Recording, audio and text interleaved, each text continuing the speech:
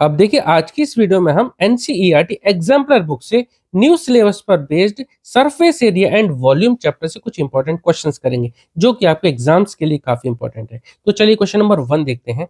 एक cone is 8.4 centimetre high and the radius of its base is 2.1 centimetre. यहाँ पर देखो एक कोन दे रखा है जिसकी हाइट है 8.4 सेंटीमीटर और रेडियस दे रखा है उसके बेस का 2.1 सेंटीमीटर। आगे पढ़ते हैं। It is melted and recast into A sphere. अब देखो जैसे हमने यहाँ पर एक रफ फिगर बना लिया कोन का, इस कोन को हमने मेल्ट करके एक स्फीयर की शेप दे दी। पहले ये कोनिकल शेप में था, अब ये स्फेरिकल शेप में बन गया। ठीक है, find the radius of the sphere. अब ये जो स्फीयर बना इसका रेडियस हमें फाइंड आउट करना है। देखिए आपको एक बात ध्यान रखनी होगी, कोई भी शेप को अगर हम मेल्ट करके एक नया शेप बनाते हैं तो दोनों का वॉल्यूम सेम रहता है। ठीक है, तो यही कॉन्सेप्ट हम यहाँ पर इस क्वेश्चन में भी अप्लाई करेंगे। ठीक है, तो यहां पर हम चलो करते हैं। तो यहां पहले लिख देते हैं volume of cone. Volume of cone जो होगा वही हमारा वॉल्यूम ऑफ स्फीयर के बराबर होगा। ठीक है, और इससे पहले हम यहां लिख देते हैं अकॉर्डिंग टू क्वेश्चन। ठीक है, according to question volume of cone जो होगा वही हमारा वॉल्यूम ऑफ स्फीयर होगा। वॉल्यूम ऑफ कोन क्या होगा? 1/3 पाई आर स्क्वायर एच, यही फॉर्मूला होता है कोन के वॉल्यूम के लिए। और स्फीयर का वॉल्यूम क्या होता है? 4/3 पाई आर क्यूब। अब यहाँ ध्यान देने वाली बात यह है, यहाँ पे तो रेडियस था आर स्मॉल आर, यहाँ पर रेडियस कुछ अलग होगा तो हमने यहाँ लिख लिया कैपिटल आर। ये हमें फाइंड आउट करना है। ठीक है, यही हमें फाइंड आउट यहाँ पर करना है। तो 4/3 पाई यहाँ लिख लेते हैं हम कैपिटल आर और इसका क्यूब, ये फॉर्मूला होता है। अब देखो यहाँ पर पाई से तो कट गया ये पाई और नीचे अपॉन में 3 है, ये भी 3 कट गया। देखिए सब ऊपर मल्टीप्लाई में है। ठीक है, तो यहाँ पर इसलिए हमने 3 नीचे काट दिया और पाई से पाई कैंसिल आउट कर दिया। रेडियस कितना दे रखा है कोन का? 2.1 लिख दिया और उसका स्क्वायर है तो हम 2 बार लिख देते हैं। 2.1 इंटू 2.1 इंटू एच है, तो इंटू हाइट दे रखी है कोन की 8.4 सेंटीमीटर, लिख दिया 8.4 इक्वल टू यहाँ पर 4 है 4 लिख दिया आर क्यूब। इसका हमें रेडियस नहीं पता हो तो उसको मैं ऐसे ही रहने दिया। आर क्यूब को आप इधर ही रहने दें, आर क्यूब के साथ ये 4 है ना, इसको आप इधर डिवाइड में पहुंचा दें। इधर मल्टीप्लाई में तो दूसरी तरफ जाएगा डिवाइड में। 2.1 इंटू 2.1 इंटू 8.4। ध्यान देना आप डायरेक्ट या मल्टीप्लाई करने के चक्कर में ना रहें। कैलकुलेशन आपको आसान करनी है तो मल्टीप्लाई के लिए आपको लास्ट तक वेट करना होगा। इसके साथ यहाँ 4 था, हमने डिवाइड करके यहाँ पहुंचा दिया, मतलब इसको डिवाइड में पहुंचा दिया, 4 यहाँ पहुंचा दिया। अब 4 से कोई भी डिवाइड कर दो, ये तो कैंसिल आउट होंगे नहीं, 4 से ये हो जाएगा कैंसिल आउट। 4 से 4 2 जा 8, पॉइंट है पॉइंट लगा दिया और 4 बन जा 4। ठीक है, तो यहाँ पर आप मल्टीप्लाई के करने के चक्कर में ना पड़े, इसलिए आपको यहाँ पे पता पड़ जाएगा मैंने ऐसा क्यों बोल रहा हूँ। तो 2.1 into 2.1 into 2.1 equal to r cube. अब तो आपको समझ में आ गया होगा मैंने मल्टीप्लाई स्टार्टिंग में क्यों नहीं करी। देखो आर क्यूब था, एक तरफ अगर क्यूब है हम क्या करेंगे, क्यूब को हटाएंगे तो दूसरी तरफ क्यूब रूट लगा देंगे। क्यूब रूट में हम यहाँ पे रूट बना के यहाँ 3 लिख देते हैं। 2.1 इंटू 2.1 इंटू 2.1। और आपको पता है जब क्यूब रूट निकालना है तो 3 नंबर का पेयर बनना चाहिए, तो यहाँ पे 3 नंबर है अलग अलग, मतलब कि सेम नंबर है, 3 बार लिखे तो ये पेयर बन गया। तो सीधे के सीधे वैल्यू कितनी आ गई? सिर्फ 2.1 आ गई। ठीक है, 3 का ग्रुप हमारा बन गया तो सिर्फ आर इक्वल टू कितना आ गया? 2.1 आ गया यहाँ से। ठीक है, स्क्वायर रूट होता तो ये 2 का पेयर बनता, क्यूब रूट है तो 3 का पेयर बन गया, आराम से आ गया, कोई हमें मल्टीप्लाई करने की जरूरत नहीं पड़ी। ठीक है, तो यहाँ लिख देते हैं therefore radius of sphere. Radius of sphere कितना आ गया? 2.1 सेंटीमीटर। क्वेश्चन हमारा कंप्लीट हो गया। चलिए नेक्स्ट क्वेश्चन करेंगे। क्वेश्चन नंबर 2 करेंगे। A cube of side 4 centimetre contains a sphere, R हटा दो यहाँ से, आर गलत है। A cube of side 4 centimetre contains a sphere touching its sides, find the volume of the gap in between. देखिए इस question को समझते हैं। एक कोई क्यूब है तो मैं यहाँ एक रफ फिगर बना देता हूँ क्यूब का। क्यूब क्यूबॉइड जैसा ही होता है, बस इसकी सभी साइड्स इक्वल होती हैं। ठीक है, ये सभी साइड्स यहाँ पर इक्वल हैं। फिगर थोड़ा रफ फिगर बनाया, ठीक है, तो आप इसको कंसीडर करना कि क्यूब है। तो ये साइड 4, ये साइड 4 और ये साइड, यानी कि लेंथ ब्रेड्थ हाइट सभी 4-4 सेंटीमीटर की साइड है। अब देखो इसके अंदर एक स्फीयर है, टचिंग इट्स साइड, एक स्फीयर एक अंदर इसमें गोला बना देते हैं। एक गोला इस तरह से बनाया कि चारों साइड यानी जितनी भी इसकी साइड जो होती है ना सभी को टच कर रहा है, ठीक है। तो ये जो गैप है ना, यहाँ ये जो गैप है, ये आपको गैप दिख रहा है या फिर नीचे गैप होगा, तो इसका गैप का हमें पता करना है कि उस गैप का वॉल्यूम क्या होगा। सीधी सी बात, आप क्यूब के वॉल्यूम में से इस स्फीयर के वॉल्यूम को घटा दो, गैप का आप वॉल्यूम आराम से निकाल सकेंगे, ठीक है। तो हम यहाँ पे यही कॉन्सेप्ट यूज करेंगे, वॉल्यूम ऑफ गैप। तो वॉल्यूम ऑफ गैप क्या होगा, volume of cube minus volume of sphere, ठीक है, वॉल्यूम ऑफ स्फीयर। अब एक बात बताइए, जो स्फीयर है इसका रेडियस कितना होगा? भाई सीधी सी बात है, जब इधर ये टच कर रहा है तो जो स्फीयर का जो डायमीटर होगा वो इस साइड के बराबर होगा, यानी 4 सेंटीमीटर के बराबर होगा, ठीक है। तो मैं यहाँ पर लिख देता हूँ, स्फीयर का जो डायमीटर होगा, डायमीटर कितना होगा ये आपको समझ में आ गया होगा, 4 सेंटीमीटर ही, ठीक है। तो इसकी रेडियस कितनी आ जाएगी, 4/2, यानी कि रेडियस जो स्फीयर है उसकी रेडियस कितनी आएगी, 2 सेंटीमीटर। चलो, तो वॉल्यूम ऑफ क्यूब, क्यूब का वॉल्यूम क्या होता है, साइड क्यूब होता है, मैं यहाँ सिर्फ ए क्यूब लिख रहा हूँ, माइनस वॉल्यूम ऑफ स्फीयर होता है 4/3 पाई आर क्यूब, ठीक है।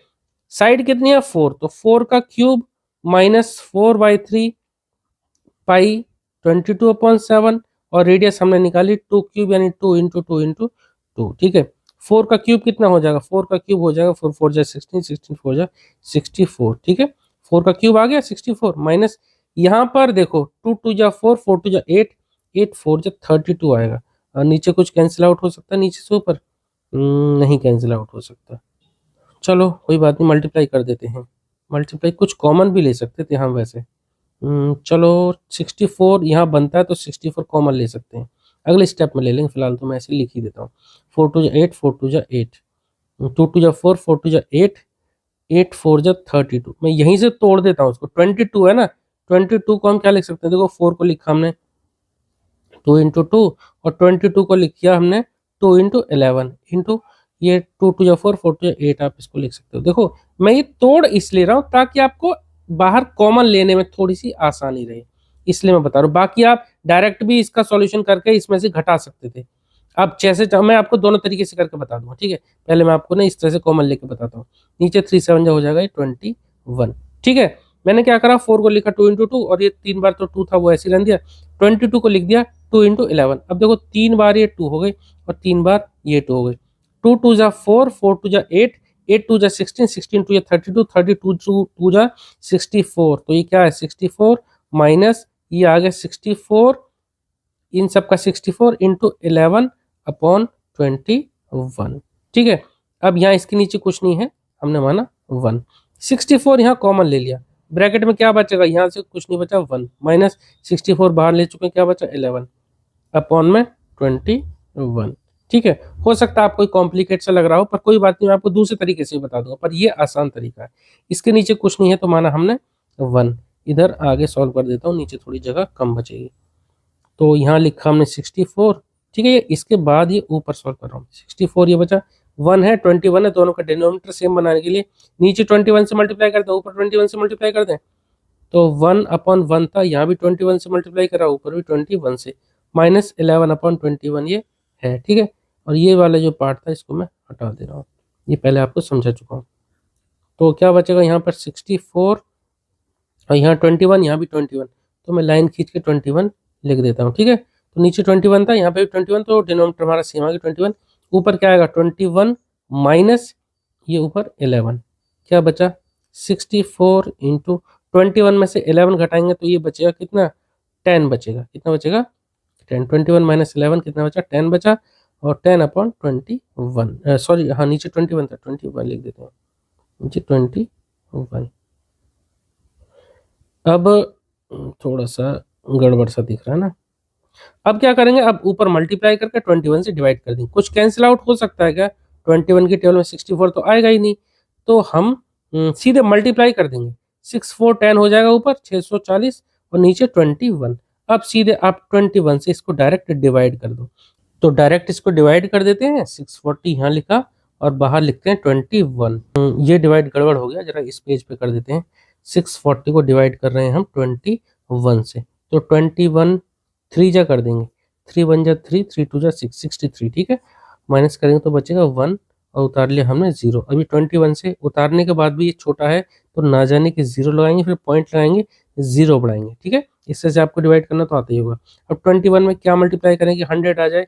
अभी देखो हमने 3 जा किया तो 63 आया, 4 जा करेंगे तो 4 1 जा 4, 4 2 जा 8, 84 यानी कि 16 बचेगा। हाँ 4 जा कर लेते हैं, 21 4 जा तो 4 1 जा 4, 4 2 जा 8, बचेगा कितना 16 बचेगा। पॉइंट लगा चुके हैं, 0 बढ़ा दो। अब कितने जा जाएगा, 7 जा 7 1 जा 7, 7 2 8 8, नहीं 7 से नहीं, ज़्यादा से करके देख लेते हैं। 8 1 जा 8, 8 2 जा 16, 8 1 जा 8, हाँ ठीक है, 8 1 जा 8, 8 2 जा 16, 8 से ज़्यादा हो जाएगा, 7 जा करते हैं फिर। 7 1 जा 7, 7 2 जा 14, 147। कितना बचेगा, ये बचेगा 13 बचेगा, ठीक है 13 बचेगा। फिर 0 उतार लिया हमने। अब 21 में क्या मल्टीप्लाई करेंगे, 135 जा करें, 5 जा 5, 5 2 10, 105, 105 के बाद और भी कर सकते हैं, 6 जा कर सकते हैं। और 21 को 6 से मल्टीप्लाई करें, 6 1 जा 6, 6 2 12, 6 से कर लेते हैं, 6 जा, ठीक है। तो कितना आएगा, 30.476 आएगा। तो कितना आएगा, लिख देता हूं मैं यहाँ डायरेक्ट 30.4, एक मिनट रुकिए जरा, पेपर हटाता हूँ। 30.476 यही आया ना डिवाइड करके। आप इसको अप्रोक्स 30.48 लिख सकते हो। 7 के बाद ये जो 5 से बड़ा है तो आप इसको 8 कर दो इसे, ठीक है। 30.48 और सेंटीमीटर क्यूब, क्योंकि रेडियस सब हमारी सेंटीमीटर में ही थी, तो ये आ गया 30.48 सेंटीमीटर क्यूब, ठीक है। एक तरीका था हमारा ये। दूसरा तरीका आप क्या कर सकते थे, इसको जैसे मैंने तो क्या करा, यहाँ कॉमन लिया, आप हो सकता है इसको इस तरह भी करते। इस स्टेज के ये वाले स्टेप के बाद मैं दोबारा बताता हूँ, जैसे इसके बाद बताता हूँ, ठीक है। आप ये अप्लाई कर सकते हो, नहीं तो आपको ये पसंद है तो ये मेथड भी अप्लाई कर सकते हो। जैसा 4 क्यूब कितना आएगा, 64, तो यहाँ पर आप जो क्या कर सकते हैं, 64 माइनस ये कितना आ रहा था, 4 2 जा 8, ये कितना है 88 हो जाएगा। 88 इंटू 2 2 2 या फिर 4 2 8, 88 इंटू 8 अपॉन नीचे 3 7 21। आप क्या कर सकते थे, डायरेक्ट इसको सॉल्व करते। 8 8 जा 64, 6 करिए, 8 8 जा 64, ये 704 अपॉन 21, ठीक है, इक्वल टू 64 माइनस, इस बार में इसको डायरेक्ट डिवाइड करके डायरेक्ट लिख दे रहा हूँ और फिर माइनस करेंगे तो यहाँ भी देखिए आंसर आपका सेम आएगा। तो इन दोनों को डिवाइड करेंगे, मैं यहाँ डायरेक्ट लिख रहा हूँ 33.523। अब 64 में से इसको माइनस कर दो तो ये भी आएगा, माइनस करके हमारा सेम वही आएगा 30.476। इसको अप्रोक्स लिख सकते हैं कितना, 30.48, जैसा कि मैंने आपको इधर बताया था, सेंटीमीटर क्यूब। आपको ये मेथड पसंद आया तो आप ये वाला अप्लाई कर दो, ठीक है। इस स्टेप के बाद आप ये कर सकते हैं, नहीं तो फिर आप ये वाला कर लो, ठीक है। चलिए नेक्स्ट क्वेश्चन करेंगे, ठीक है। अब देखिए नेक्स्ट क्वेश्चन पढ़ते हैं। The water for a factory is stored in a hemispherical tank whose internal diameter is 14 metre. यहाँ पर देखो एक फैक्ट्री के लिए वाटर अप्लाई करने के लिए, वाटर सप्लाई करने के लिए एक फैक्ट्री में एक हेमिस्फेरिकल टैंक है। तो यहाँ पर एक रफ फिगर बना लिया जिसका डायमीटर 14 है, यानी कि रेडियस आ गया हमारे पास 7 मीटर। द टैंक कंटेन्स, क्या हो रहा है स्क्रीन पर ये, the tank contain 50 kilolitre of water. इस टैंक में पहले से 50 किलोलीटर पानी था। मान लो यहां तक था पानी, मान लो यहां तक था, तो ये जो कितना है 50 किलोलीटर वाटर इसमें पहले से ही है। अब इसमें और पंप किया गया पानी, क्या दिक्कत हो रही है आज स्क्रीन पर, वाटर, एक मिनट रुकिए जरा, अब नहीं होगा। Water is pumped into the tank is fill, water is pumped into the tank to fill its capacity. देखो इसमें पानी कुछ और डाला गया, कुछ पानी और पंप इसमें किया गया जिससे कि इसकी कैपेसिटी पूरी हो जाए। तो calculate the volume of water pumped into the tank, कितना पानी इसमें पंप किया गया वो हमें फाइंड आउट करना है। तो सबसे पहले हम इसका वॉल्यूम निकाल लेते हैं टैंक का। वॉल्यूम ऑफ टैंक क्या होगा, वॉल्यूम ऑफ टैंक होगा 2/3 पाई आर क्यूब, यही एक हेमिस्फीयर का वॉल्यूम का फॉर्मूला होता है। तो 2/3 पाई की जगह ले लेते हैं 22/7 इंटू आर क्यूब। रेडियस कितना निकाला 7, तो 7 इंटू 7 इंटू 7, 7 से 7 कैंसिल आउट हो गया और 3 से तो कुछ भी कैंसिल आउट नहीं होगा, फिर सीधे मल्टीप्लाई कर देते हैं ऊपर। तो क्या करेंगे, 2 इंटू 22 कितना हो जाएगा, 66 हो जाएगा, सॉरी 44 होगा, ठीक है। मैं इसको नहीं मल्टीप्लाई कर रहा, 7 7 जा 49, 7 को 7 से करेंगे, 7 7 जा 49, 49 को 2 से करेंगे तो ये हो जाएगा 98, 98 इंटू 22 अपॉन 3। अब इन दोनों को मल्टीप्लाई कर लेते हैं, 3 से फिर डिवाइड कर देते हैं, देखने के, माफ कीजिएगा मल्टीप्लाई में थोड़ी गड़बड़ होगी, इन दोनों को मल्टीप्लाई करेंगे तो ये आएगा 2156, 2156, और जब इसको 3 से डिवाइड करेंगे तो ये आंसर आ जाएगा, इधर लिख देता हूँ, यहाँ लिख देता हूँ दोबारा, 2156 डिवाइड बाई 3, तो ये आएगा डिवाइड करके 718.66 मीटर क्यूब, ठीक है। ये हमारी सिर्फ यहाँ पर देखो, यहाँ कैरी लेने की वजह से थोड़ी सी गड़बड़ होगी, थोड़ी गड़बड़ की वजह से पूरा का पूरा हमारा आंसर गलत आ गया, ठीक है। तो दोबारा मल्टीप्लाई किया, फिर 3 से डिवाइड किया तो कितना आ गया, 718.66 मीटर क्यूब, ठीक है। ये वॉल्यूम है इस हेमिस्फीयर का, इस हेमिस्फीयरिकल टैंक का। 50 किलोलीटर पहले से ही पानी इसमें है। अब 50 किलोलीटर जो वाटर है उसको पहले मीटर क्यूब में चेंज कर लें, तभी हम पता कर पाएंगे कि इसमें कितना पानी और हमने ऐड किया।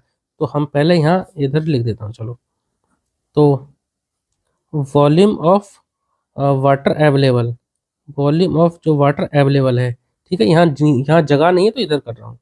तो वॉल्यूम ऑफ वाटर अवेलेबल कितना है, 50 किलोलीटर, और 50 किलोलीटर को मीटर क्यूब में चेंज करेंगे तो किलोलीटर की जगह हम लिख देते हैं 1000, ये होगा लीटर। अब लीटर में चेंज हो गया, इसको मीटर क्यूब में चेंज करेंगे तो 1000 से डिवाइड कर देंगे, अब ये लीटर हट जाएगा, ये हो जाएगा मीटर क्यूब, तो ये कट गया, कितना आ गया, 50 मीटर क्यूब। आप ऐसे समझ लो डायरेक्ट कि 1 metre cube equal to 1000 litre होता है, और या फिर आप ऐसे समझ लो कि 1 metre cube equal to 1000 litre तो होता है, तो 1 किलोलीटर के बराबर भी होता है, ठीक है। मैं यहाँ लिख देता हूँ, 1 किलोलीटर इक्वल टू होता है 1000 लीटर, और यही होता है हमारे 1 मीटर क्यूब के बराबर। ये बात आपको याद रखनी है। इतना वाटर इसमें पहले से था, और टैंक का वॉल्यूम है 718.66 मीटर क्यूब। तो ये जो फर्क आ रहा है यही हमें फाइंड आउट करना है। पहले से पानी 50 मीटर क्यूब अवेलेबल था, टैंक का हमारा जो कैपेसिटी 718.66, तो टैंक को फिल कर दिया, तो कितना वॉल्यूम ऑफ वाटर इसमें पंप किया गया, इन दोनों को सब्ट्रैक्ट कर लेते हैं। Volume of water pump, volume of water pumped into the tank, volume of water pumped into the tank, कितना है वॉल्यूम ऑफ वाटर पंप किया गया टैंक में, तो इसमें से, क्योंकि ये बड़ी वैल्यू है और टैंक का वॉल्यूम है, तो 718.66, इसमें से हम 50 मीटर क्यूब को घटा देंगे, कितना आ जाएगा, देखो ये आ जाएगा 668.66 मीटर क्यूब, ठीक है। तो इतना मीटर क्यूब वॉल्यूम वाटर जो है पंप करना पड़ेगा टैंक में, तब जाकर टैंक हमारा पूरा भर जाएगा, ठीक है। चलिए नेक्स्ट क्वेश्चन करेंगे। अब करेंगे क्वेश्चन नंबर 4, और आगे बढ़ने से पहले मैं आपको बताऊं कि हम क्लास 9th के सभी चैप्टर्स को डिटेल में कंप्लीट कर चुके हैं, तो आप प्लेलिस्ट देखेंगे तो आपको वहां पर सभी चैप्टर्स मिल जाएंगे, और इस चैप्टर को भी हम डिटेल में कंप्लीट कर चुके हैं, कुछ एक्स्ट्रा क्वेश्चंस भी कंप्लीट कर चुके हैं, तो डिस्क्रिप्शन बॉक्स जरूर चेक करना, वहां मैं इस चैप्टर की प्लेलिस्ट की लिंक दे दूंगा। चलिए करेंगे question number 4। The volumes of 2 spheres are in the ratio 64:27। 2 sphere हैं, उनके वॉल्यूम का रेशियो दे दिया 64:27। लिख लेते हैं, एक स्फीयर का वॉल्यूम मान लेते हैं V1, V1:V2, इन दोनों का रेशियो दे रखा है 64:27।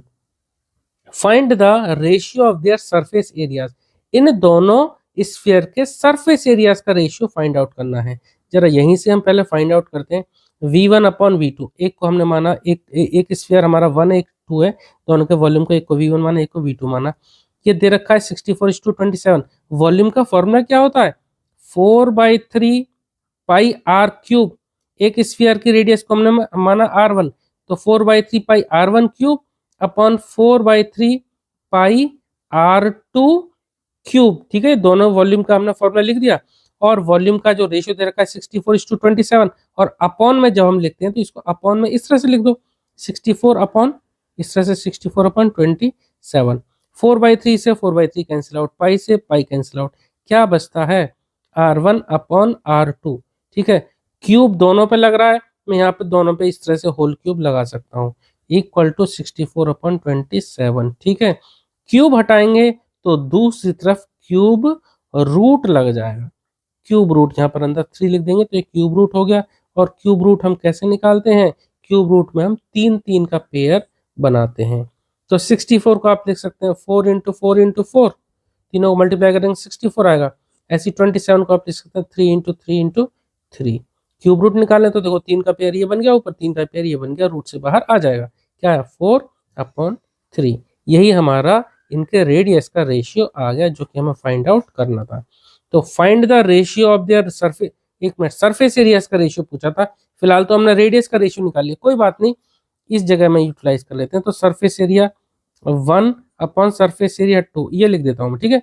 सरफेस एरिया के लिए एक ही जगह एस ए लिखता हूँ, और फर्स्ट वाले स्फीयर के, फर्स्ट वाला जो हमारा स्फीयर था SA1, दूसरे के लिए SA2। फॉर्मूला क्या होता है, 4πr² होता है, तो 4πr1² अपॉन 4πr2², ठीक है। क्योंकि स्फीयर का रेशियो होता है 4, स्फीयर का वॉल्यूम होता है हमारा 4/3πr3, और इसका सरफेस एरिया होता है 4πr²। फर्स्ट के लिए R1 ले लिया, सेकंड के लिए R2, दोनों का स्क्वायर भी हमने कर दिया। 4π से 4π कट गया, क्या बचा R1 अपॉन R2, दोनों के ऊपर स्क्वायर, मैं इसका होल स्क्वायर लगा दे रहा हूँ, कोई दिक्कत वाली बात नहीं है। R1 अपॉन R2 की वैल्यू निकाल चुके हैं 4/3, तो क्या करेंगे 4/3 लिखा, होल स्क्वायर कर दिया, कितना आ गया 16 अपॉन 9, 4 का स्क्वायर 16, 3 का स्क्वायर 9। क्वेश्चन हमारा कंप्लीट हो गया।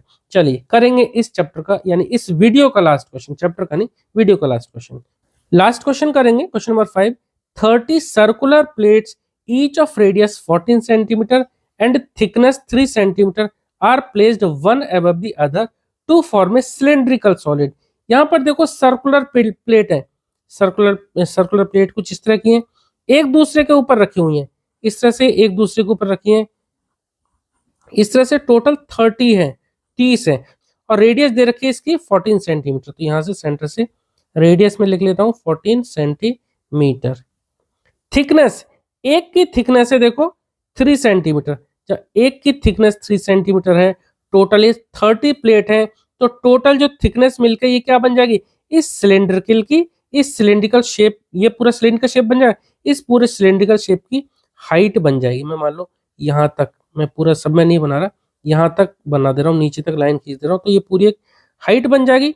13 हमारी एक की थिकनेस, सॉरी 13 नहीं 3 है, ये मैंने इस तरह से एरो बनाया, एक प्लेट की थिकनेस 3 सेंटीमीटर है, तो टोटल कितनी बन जाएगी 3 इंटू 30, ठीक है। मैं यहाँ पहले लिख देता हूँ, जो हमारा फिगर जो बनेगा क्या बनेगा, एक सिलेंडर बनेगा, तो यहाँ लिख देता हूँ हाइट ऑफ सिलेंडर, जो सिलेंडर बनेगा तो हाइट ऑफ सिलेंडर क्या आ जाएगी, प्लेट की थिकनेस कितनी थी 3 सेंटीमीटर, और प्लेट कितनी है 30 है, तो 3 इंटू 30 कितना आ जाएगा 90 सेंटीमीटर, ठीक है। रेडियस हमें पता है, रेडियस तो सिलेंडर की और प्लेट की सेम रहेगी, ठीक है। रेडियस आर को आप चलो यहीं लिख देता हूँ, रेडियस इक्वल टू कितनी दे रखी है 14 सेंटीमीटर, ठीक है। अब आगे सिलेंड्रिकल सॉलिड बना रहे हैं, find the total surface area. अब जो टोटल सरफेस एरिया की हम बात करेंगे ना, तो देखो प्लेट तो एक दूसरे से ढक जाएंगी, तो ये पूरा सिलेंडर बन गया, तो एक टॉप रहेगा प्लेट का, और नीचे वाली जो प्लेट होगी इधर, तो टॉप और बॉटम रहेगा, और ये क्या बन जाएगा कर्व्ड सरफेस एरिया। तो कर्व्ड सरफेस एरिया प्लस ये, मतलब कि एक तरह से सिलेंडर का टोटल सरफेस एरिया बन गया, ठीक है। तो पार्ट फर्स्ट में पूछा है ना टोटल सरफेस एरिया, तो हम सिलेंडर का ही टोटल सरफेस एरिया लगा देंगे। क्या होता है, ये होता है कर्व्ड का, यानी 2πrh कर्व्ड का, और प्लस इन ये टॉप और बॉटम दोनों को जोड़ देंगे, क्या होता है 2πr², और यहाँ से हम कॉमन ले लेते हैं 2πr, क्या बन जाता है h + r, ठीक है। यही हमारा टोटल सरफेस एरिया का फॉर्मूला होता है, चाहे आप डायरेक्ट इस तरह से याद रखो, चाहे आप डायरेक्ट इस तरह से याद रख लो। तो 2 इंटू 22/7, और रेडियस कितनी दे रखी है 14, ब्रैकेट में हाइट कितनी है 90, प्लस रेडियस कितनी है 14, सॉल्व कर देते हैं, 7 2 जा 14, इन तीनों को मल्टीप्लाई कर दो, तो 2 इंटू 22 44 हो जाएगा, 44 इंटू 88 हो जाएगा, इन तीनों को मल्टीप्लाई करके 88 इंटू इन दोनों को प्लस कर देते हैं 90 + 100 सॉरी 14, तो 90 प्लस 14 ये हो जाएगा 104। इन दोनों को मल्टीप्लाई करके लिख देंगे, फिर उसके बाद इसका वॉल्यूम निकाल देंगे। तो पहले तो इन दोनों को मल्टीप्लाई कर देते हैं, 104 इंटू 88, 8 4 जा 32, 8 1 जा 8, ठीक है। फिर यहाँ 238 प्लस कर देते हैं 2 3 2 5, 8 9 10 11, 9152, ठीक है। कितना आएगा 9152। सरफेस एरिया था सेंटीमीटर में 3 डायमेंशन, तो सेंटीमीटर स्क्वायर, ठीक है। सरफेस एरिया आ गया, टोटल सरफेस एरिया।